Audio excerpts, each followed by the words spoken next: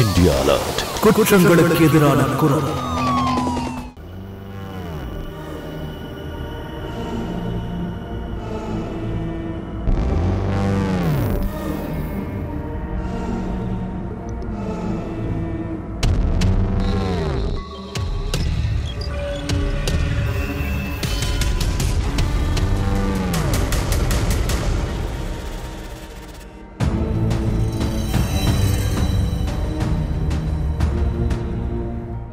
நான் என்னோட பையனோட உயிரை பறிச்சிட்டேன். அந்த விஷயத்தை நினைச்சு என்னால தாங்க முடியல.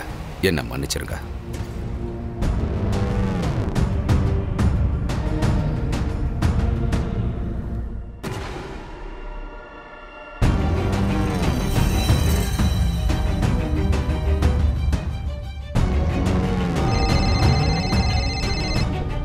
சொல்லுங்க சார். ரமேஷ், விமலா சூசைட் பண்ணிக்கிட்டாங்க. என்ன? சூசைட் பண்ணிக்கிட்டாங்களா? ஆமா, எங்களுக்கு ஒரு சூசைட் நோட் கிடைச்சிருக்கு. அதுல அவங்க எழுதியிருக்காங்க, பப்பு அவங்க தான் கொலை பண்ணதா. என்ன? பப்புவும் செத்து போயிட்டானா? என்ன சொல்றீங்க? அவங்களே தான் பையனை கொன்னுட்டாங்களா? அட கடவுளே. இதுல வருத்தமான விஷயம் என்னன்னா, பப்பு ஏன் சுமனை கொலை பண்ணான்னு இனிமே நம்மளால தெரிஞ்சுக்க முடியாமலே போயிடும். நாங்க இப்போ பப்பு அப்புறம் விமலாவோட பாடியை போஸ்ட்மார்ட்டத்துக்கு அனுப்பி வச்சிட்டோம். ரிப்போர்ட்ஸ் வந்த பிறகு பாடியை உங்க பொறுப்புல நீங்க எடுத்துக்கலாம்.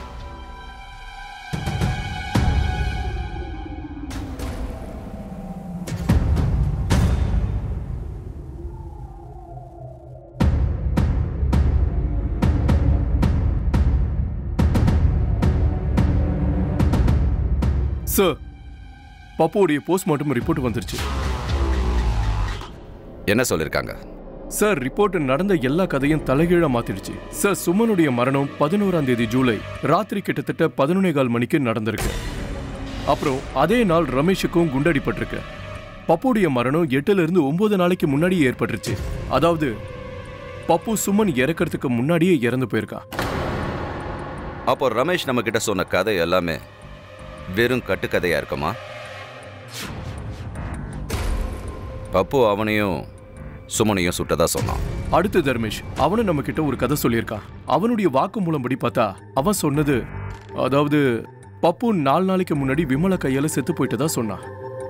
இந்த ரிப்போர்ட் படி பார்க்கும்போது பப்பு அந்த சம்பவத்துக்கும் முன்னாடி செத்து போயிருக்கணும். Oh my god. என்னாச்சு சார்? விஜயேந்தர், நான் தான் சொன்னல, குற்றவாளி எவ்வளவுதான் புத்திசாலியா இருந்தாலும் கண்டிப்பா அவன் ஏதாவது ஒரு தடயத்தை விட்டுட்டு போயிடுவான். இதோ பப்புவோடைய postmortem report. Mind blowing sir.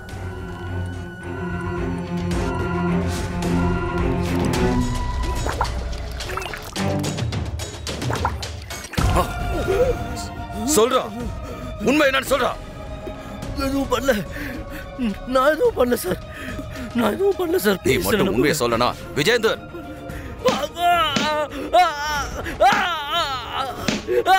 சொல்றா, சொல்லு. சொல்லிடுறேன் சார். சொல்லிடுறேன் சார். சொல்லிடுறேன் சார். எல்லாத்தையும் சொல்லிடுறேன் சார். சொல்லிடுறேன் சார்.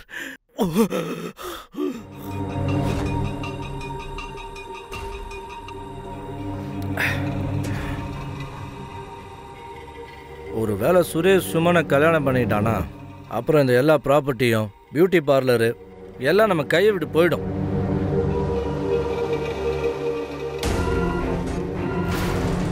ஆனால் என் பொண்டாட்டியை வேற எவனை கொண்டு போகிறதுல எனக்கும் விருப்பம் இல்லை. அதுக்காக தேவைப்பட்ட அந்த போறம்போக்கு சுரேஷை நான் என்ன வேணா பண்ணுவேன்.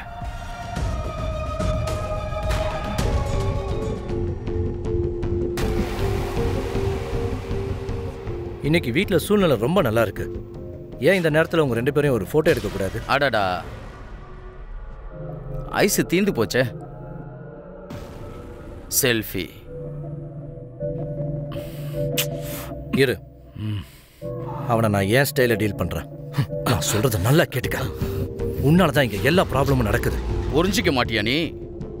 ஏய், விட அவனை. என்ன ப்ராப்ளம் உனக்கு? எங்க பிரச்சனையில தலையிட இவன் யாரு? நான் யாருன்னு அவன்கிட்ட சொல்லு. என்ன பிரச்சனை உனக்கு? என்னடா ஆயிட்டு இருக்கீங்க? அண்ணா இவன் அண்ணியோட வாழ்க்கைய நாசம் பண்ணிடுவான் போல இருக்கு. இவனை போட்டு தள்ளிடலாம். வாய மூடு. பெரியவங்க கிட்ட என்னடா பேசுற? பணிவா பேச தெரியாதா உனக்கு? இவனை கூட்டு போங்க. வாடா. சோனேஷ், என்ன பிரச்சனை உனக்கு? வீட்டில் உள்ளவங்க முன்னாடி இந்த நாடகம் தேவையா? ரமேஷ் சார், இதை தான் நான் அவருக்கு புரிய வச்சேன். இது நான் நீங்க சுமனோட பிரச்சனை. உங்களுக்குள்ள என்ன வாக்குவாதமா இருந்தாலும் அதை பேக் யார்ட்ல போய் பண்ணிக்கோங்க. வீட்டுக்குள்ள இந்த நாடகம்லாம் வேண்டாம். கூட்டு போட அவனை. வா, வெளியே வச்சு பேசிக்கலாம். வாடா, பார்த்துக்கலாம். வா, பார்த்து பொறுமையா.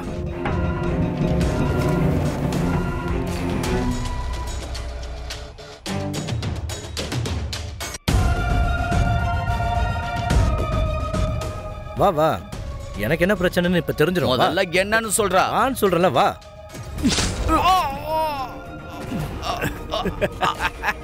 கோல மாதிரி முதுகுல குத்துறிய தைரியம் தான் முன்னாடி வந்திருக்க வேண்டியதானே. உன்னை முன்னாடி வச்சுதான் எல்லாத்தையும் பண்ண நினைச்சேன். ஆனா திருடா, நீ என் பின்னாடி தானே எல்லாத்தையும் செஞ்ச.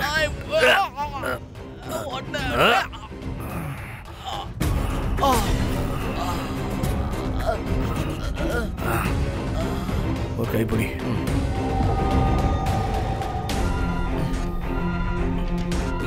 பார்த்து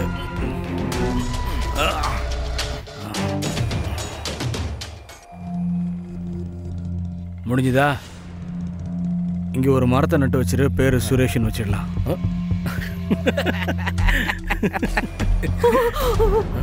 யாரு? இங்க பாருங்க. இங்க பார்த்த விஷயத்த வெளியில யார்கிட்டயும் சொல்லாம வாயை மூடிட்டு இருக்கணும், புரியுதா? நான் யார்கிட்ட எதுவும் சொல்ல மாட்டேன். நான் கம்மன் இருக்கேன். தயவு செஞ்சு இதை எடுத்துருங்க. ஒரு விஷயத்த நல்லா ஞாபகம் வச்சுக்கோங்க. ஒரு வேளை சந்தர்ப்ப சூழ்நிலையால கொலைகாரன் பேரை சொல்ல வேண்டியிருந்தா யார் பேரை சொல்லுவீங்க?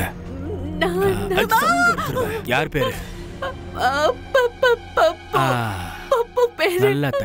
கிளம்புங்க.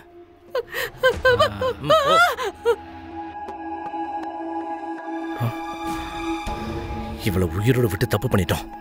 இவளையும் கொண்டுடலாம். இவங்களை நாம கொல்லக்கூடாது. ஏன்னா எப்ப வேணும் நமக்கு இவங்க தேவைப்படுவாங்க. இப்போ நம்ம வழியில ஒதுக்க வேண்டியது பப்புவை. ஏன்னா அவன் உயிரோட இருக்கும்போது சுமனோட மயிரை கூட நம்மளால போடுங்க முடியாது. நல்லா புதைச்சிருக்கா இல்லையா? வா.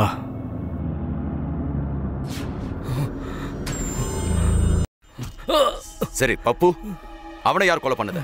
சொல்றேன் சார், எல்லாத்தையும் சொல்லிடுறேன் சார். எல்லாத்தையுமே சொல்லிடுறேன் சார். சொல்லிடுறேன். வாடா என் செல்ல குட்டி பப்பு, என்னுடைய செல்ல தம்பி. பார்த்து நல்ல பையன்டா நீ. அண்ணே, என்ன எதுக்கு நான் இங்க கூட்டிட்டு வந்திருக்கீங்க? தம்பி, இது நிரந்தரத்துக்கான பாதை. முக்தி கிடைக்கும். இறுதி யாத்திரைக்கானதுடா. செத்துட்டான்.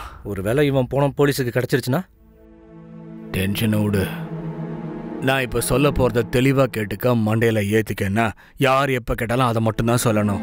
பப்பு புறம்போக்கு ஒரு பெரிய குடிகாரன் ஆயிட்டான்.